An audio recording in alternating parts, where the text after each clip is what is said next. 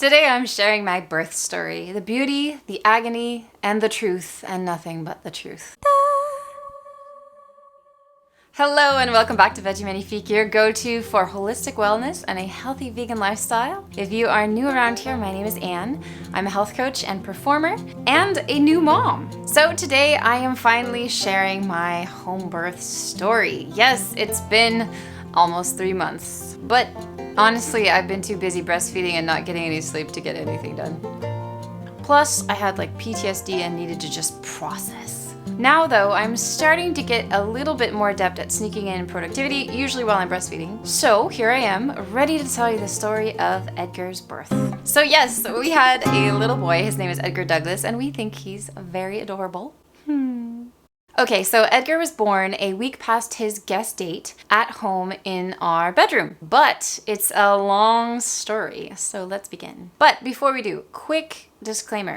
If you're one of those people who is maybe pregnant and looking for extremely positive home birth stories where there was no pain and it was like blissful, butterflies and lollipops, then definitely don't watch this video because I'm going to be super honest. And I get you, I totally get you, because that's what I was doing this side of 3 months ago. I was only watching videos that were like super pain-free, hypnotic, orgasmic birth stuff. So I really get that. But I have to tell you the truth, even though my birth, Edgar's birth, was amazing on paper, if you don't want to hear the word excruciating, then definitely don't watch this video.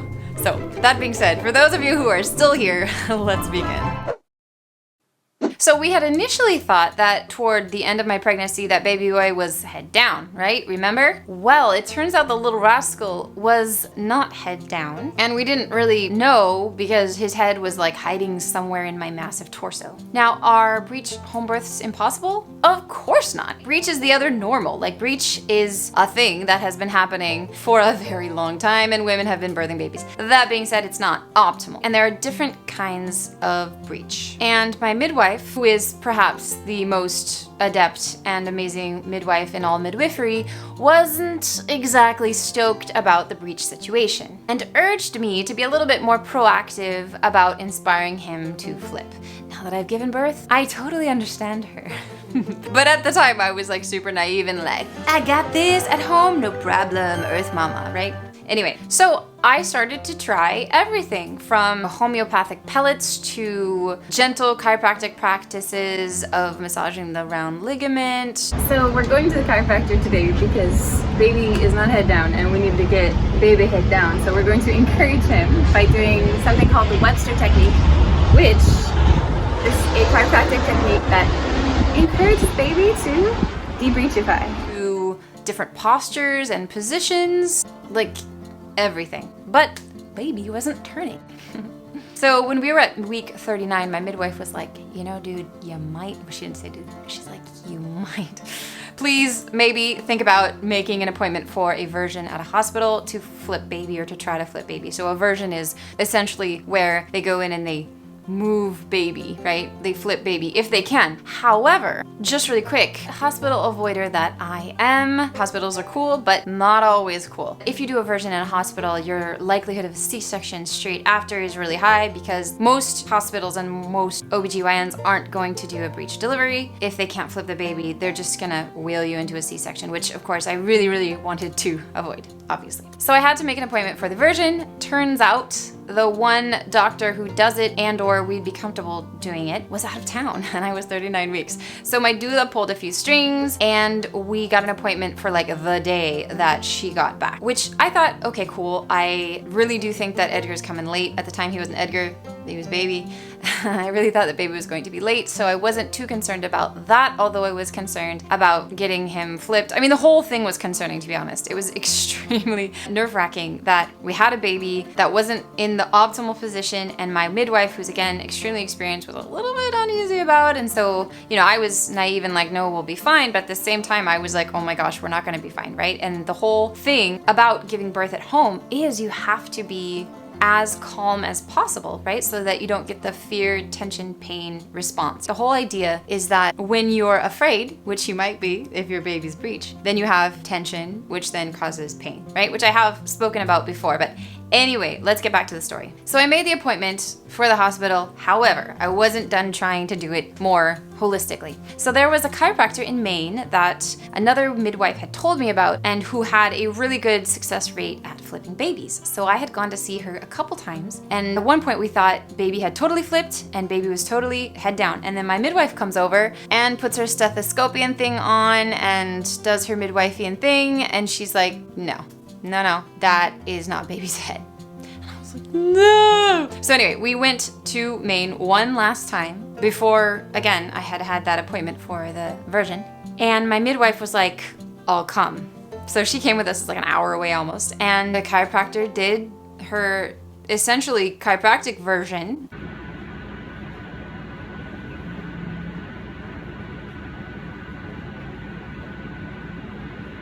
And after she was done, midwife put on stethoscope, said, baby is head down.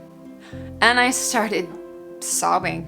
I was just losing it, because obviously this is, for someone who really, really wants a home birth, for so many reasons, it was like,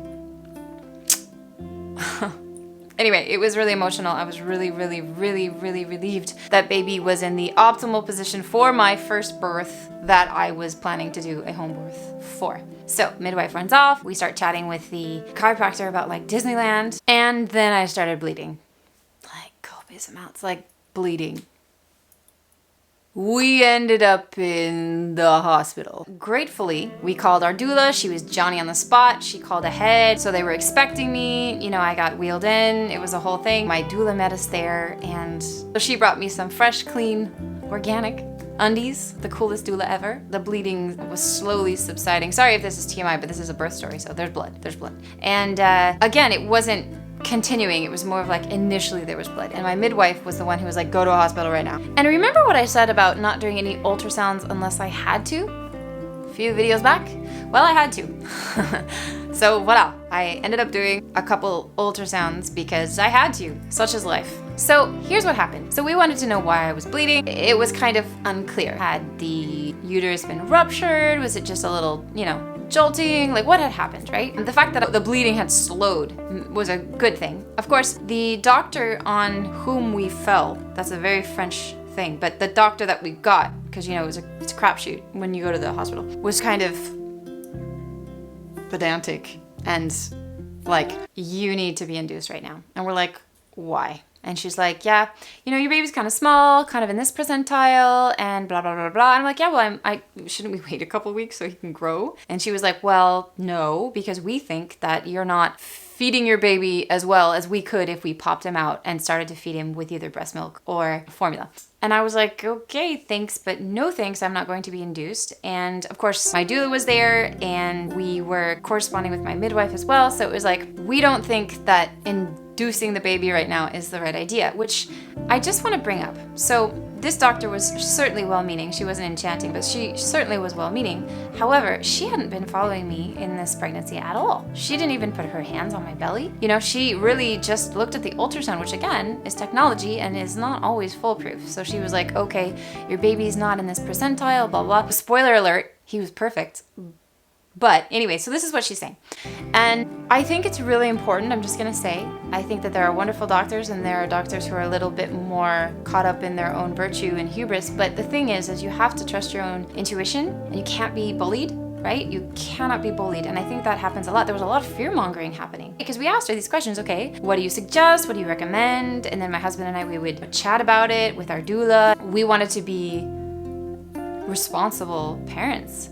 And anyway, long story short, we left the hospital relatively unscathed, except for hospital bills, and the bleeding subsided. And my midwife was like, it's fine as long as it's, lessening. And it was.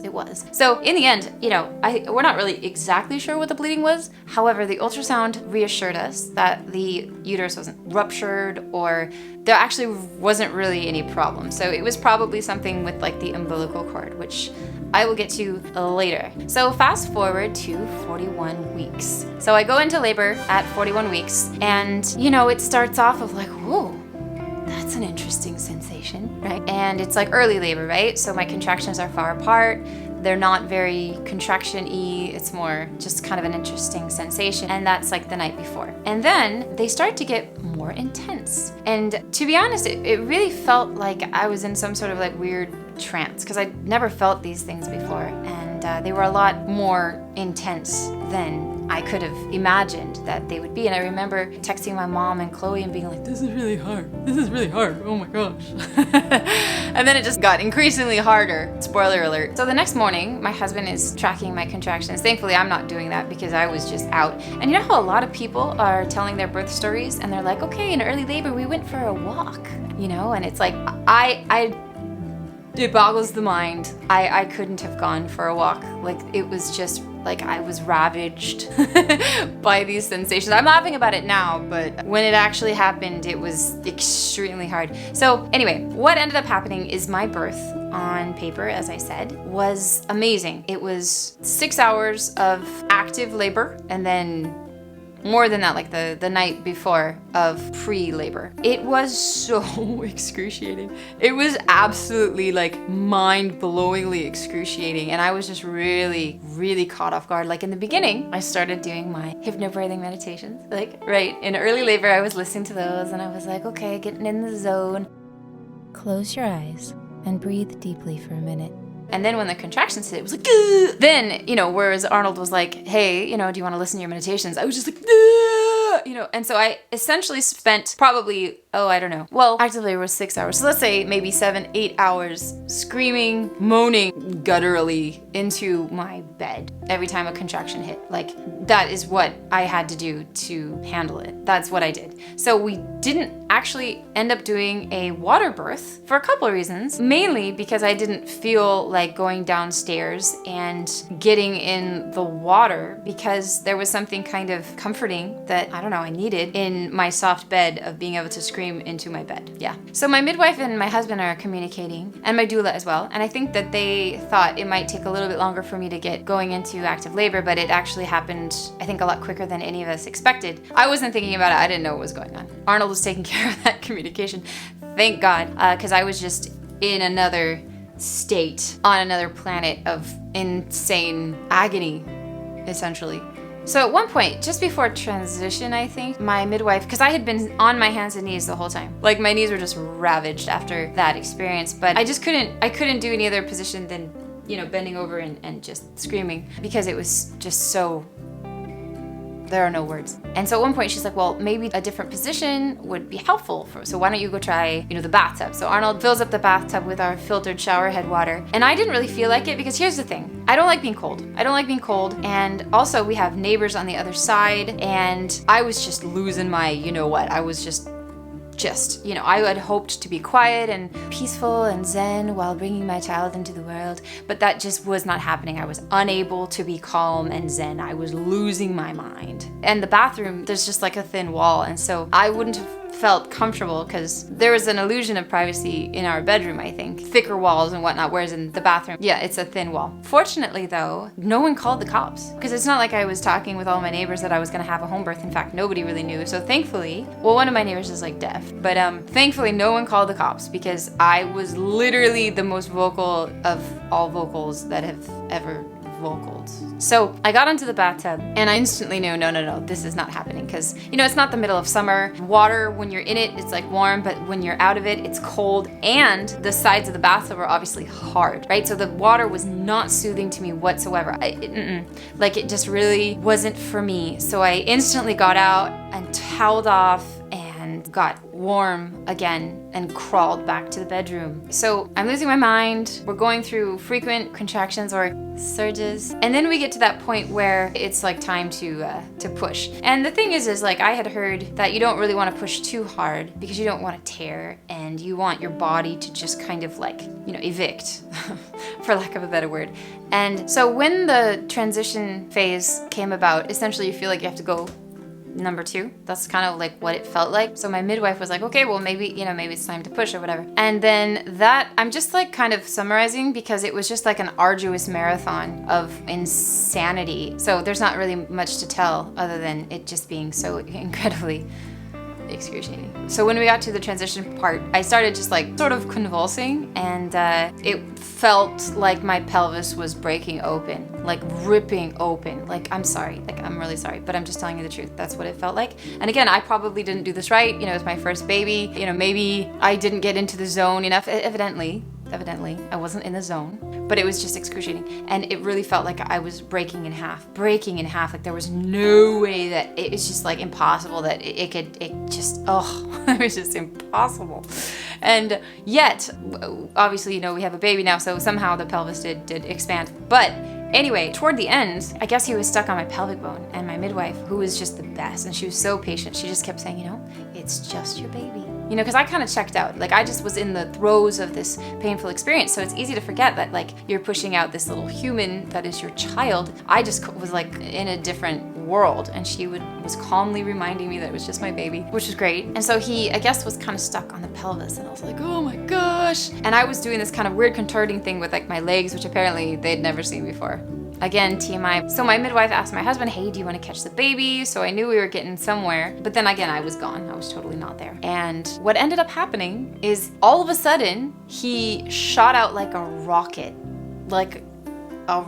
And it wasn't even, you know, because you see these videos and it's like, first out comes the head. And then on another contraction, the rest of the body comes out, or you hope it does, or whatever. It kind of like dun, dun, dun, dun. But it was like the quickest shot, and like Arnold caught him, but like barely. And like my midwife was obviously there. And when that happened, I was sort of in shock, and I was just kind of, again, ravaged by what had been happening to me for the past day or half a day or whatever. And so then I just sort of sat there stunned. Like, I was stunned. You know, you see these videos, again, I did my research, you know, and there's, the moms are just like, ah, they're crying, and I was just like, I was just not there. And I was there, but not there. I was in shock, like total shock. So anyway, baby came out. He was beautifully babyish and healthy and all 10 fingers and 10 toes. Praise God. Okay, so here's what happened next. Baby came out. We were parents. I was stunned. We were holding skin to skin our beautiful baby, and he was like doing a little bit of latching, and voila. I was kind of just, again, I was stunned. And then an hour passes of us holding our precious cargo, and the placenta's not coming out. So my midwife's like, okay, let's try to push out the placenta. So we tried in the bedroom and then bathroom, you know, like sitting down, and like, you know, the placenta wasn't coming. And anyway, things got kind of weird because apparently for like 2 seconds, my blood pressure wasn't good. Arnold and I wonder if it was just kind of like just that one time. That being said, I was totally shaken. We all had to pile into our car and put our precious baby in the car seat that thankfully had been installed and go to the hospital to take out my placenta. So that sucked because, well, thank God that we got baby out at home. It was the experience that we wanted, right? There was no intervention at all. Thank God. It was beautiful and natural, beautiful and excruciating, but also powerful, and what I wanted for my son. And so it sucks that we had to go to the hospital, but at least it was just to pull out my placenta, right? Baby was not a patient. He was in my entourage. So we all headed there, and my doula again was extremely helpful with this. And we happened to get one of the best doctors, one of the nicest, with small hands. And so that whole thing was pretty quick. Thank goodness. Like, again, don't like hospitals, but they are so useful sometimes, and I'm grateful for them when they're necessary, right? And they were necessary because it wasn't coming out. I mean, I think it might have come out, and I think my midwife could have potentially gotten it as well, but we just didn't really want to mess with it, you know, because that can cause problems. And they were able to let me keep it, and I haven't eaten it. I decided that was a whole nother topic. I know some people eat their placenta, but I didn't eat my placenta, and we have it in the freezer. So we were planning on planting it under a tree one day when we have our own home and we're not renting. So anyway, well, that's a whole nother topic. But anyway, so it didn't go as we expected because obviously we didn't plan to all pile into our car. Like when I had just given birth, it was the weirdest thing. Like I don't even know how I managed it because obviously like the following days, you're just undone. Oh, and I didn't tear. I didn't have to get any stitches. Obviously, there's a tiny little bit of tearing, but nothing that would require stitches, which is a miracle. I felt like I was breaking in half. I think it must just be, well, it just must be the birthing experience, but also in terms of the tearing thing, since I didn't have any drugs in my system that caused me to not feel how things were happening, I do think that your body is able to perform in its natural state, if that makes sense. So I think that might be a factor. Obviously, I also think perhaps that my diet made my tissue elastic. Maybe some people say I just got lucky. I'm not sure how much I believe in luck or whatever, but I'm grateful. I'll tell you that. I'm so grateful, because even without tearing, I'm still not totally healed. You know what I mean? Like, it's still weird. And yeah, that is the bulk of the birth story. Blindsided by how intense and excruciating it was. And also a little bit, I have to say, I felt a little bit kind of bait and switched as well, because there are so many people who have had, or who, talk about their blissful, orgasmic experiences or whatever. And so when it was happening to me, I was just like so beside myself with just agony, and I was like, what is going on? And I had thought, I had done, my due diligence. I really tried. As you know, I talked about it, I was doing everything. So anyway, there are siblings in this world. So apparently amnesia is really important in the mom life. And it's true. Like, I do feel like I'm laughing about this now, but I remember some friends of ours came over like a week after he was born, and they were asking me questions, and I was just raw, and I was just telling them, I'm like, oh my gosh. And they're like, I think you could do it again. I'm like, I don't know. And now I'm like, I will do it again to have another love bundle like Edgar. But the truth is that I totally was in shock at how excruciating it was, and total PTSD after birth. And so I apologize to my friends, except for the ones who have had kids, obviously, because we kind of like understand each other. I feel like there's a lot of camaraderie and solidarity among moms, regardless of your experience, whether you had a blissful experience or excruciating experience. I feel like there's still kind of like a joint experience where we can understand that it's monumental and totally insane. But okay, so what else do I need to tell you? This is very long. Sorry about this long video, but birth is so, there are no words. Anyway, apparently it's a lot easier on your second child, usually. It was for my mom. She had 2 home births, and apparently I just popped out. Granted, she doesn't remember every detail, so it probably was not that easy, But a lot of people tell me that their second child was much easier, so there's hope. I'm grateful. I'm so grateful to A, have had a home birth, and B, have the team that helped me to do that safely and beautifully. I'm so grateful that baby was able to flip, because if he had been breech, I just don't know. Now that I've been through it, when baby is in an optimal position, thinking back of like, if he hadn't been in the optimal position, it can be kind of scary. And I'm just so grateful that we got him to flip. So thank you to that chiropractor who got him to flip, even though it was somewhat of an intense experience. In the end, everything worked out. He weighed 6 pounds 5 ounces, which is a smaller baby, but not that small. Like, he's not too small. I think if he had been any bigger, I might have perished in the whole experience. So thankfully, I had all these like affirmations up around the house, and my baby's the perfect size for my body, and I feel like he was the perfect size. I feel like he was, and he's been growing really, really well on my breast milk. So I can make another video if you guys want on the challenges of early momhood, because there have been many. It has been really challenging.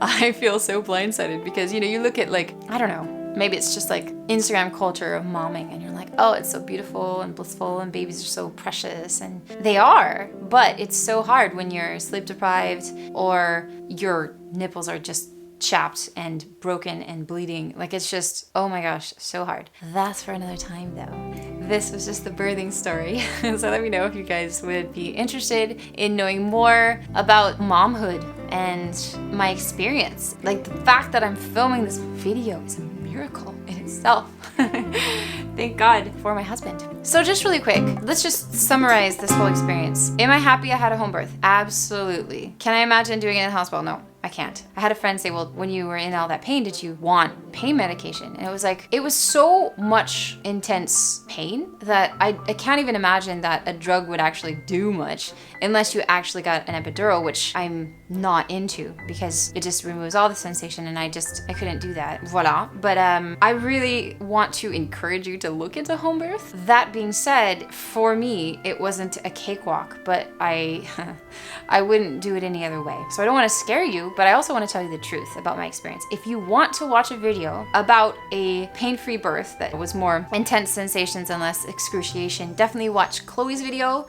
which I will link because Chloe had a super insanely amazing experience with the birth of her son, and it could totally happen to you. Like, everybody's experience is so different, and I mean, we do what we can to plan, right? But there's only so much you can do to dictate how your birth is going to go. You do what you can, and that's what I did. I'm very grateful for how it ended up happening. Why it was as intense as it was, I don't know. Maybe it's just a spiritual lesson, you know what I mean? Like, I don't know. It's true, my midwife and my doula both said that it was one of the most intense births that they've ever attended, which is so like, wow. Like, because they've been at a lot of births. So why? I don't know. I mean, maybe my like threshold for pain is just really low. Or again, maybe it's just some sort of like spiritual assignment. I don't know. I really don't know. But I got through it. And as everyone says, what, doesn't kill you makes you stronger. I'm not sure how I feel about that expression. And yet, I kind of think it's true because somehow I did it and I don't know exactly how I did it. It also, it strengthens your faith, whatever that may be, in a higher power, whether that's your higher self or